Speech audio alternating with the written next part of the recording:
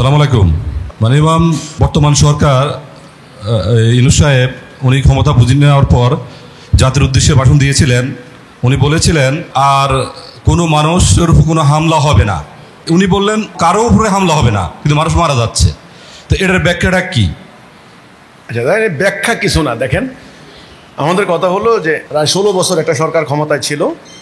সেই সরকারটা চলে যাওয়ার পরে এমন একটা অবস্থায় গিয়েছে, ব্যাপক প্রতিরোধের মুখে, আন্দোলনের মুখে।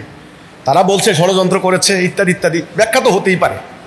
বাস্তবতা হচ্ছে একটা সরকারের পতনের পর আরেকটা নতুন অবস্থা সৃষ্টি হওয়ার মধ্যখানে যে একটা ইন্টারিম টাইম, আসলে বাংলাদেশের শাসন ব্যবস্থা, প্রশাসনিক ব্যবস্থা এতটা শক্ত হয় নাই যে ঠিক পরিবর্তন হলে সঙ্গে সঙ্গে অ্যাজ ইট ইজ যেমনি আছে এমনি চলবে।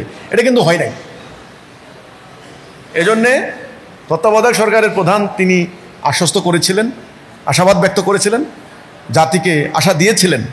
কিন্তু বাস্তবতা হচ্ছে পুরো জাতির ভেতরে যদি প্রতিহিংসা পরায়ণতা থাকে, অপরাজনীতির চর্চা থাকে, আরেকজনকে মেরে আমি বেঁচে থাকবো এই অসুস্থ প্রতিযোগিতা থাকে, দীর্ঘদিনের হিংসা, প্রতিহিংসা, ক্রোধ যদি কায়েম থাকে, তাহলে আসলে উনি নয় কেবল, কেউ আসলে নিবৃত করতে পারবে না। এটা চলবেই।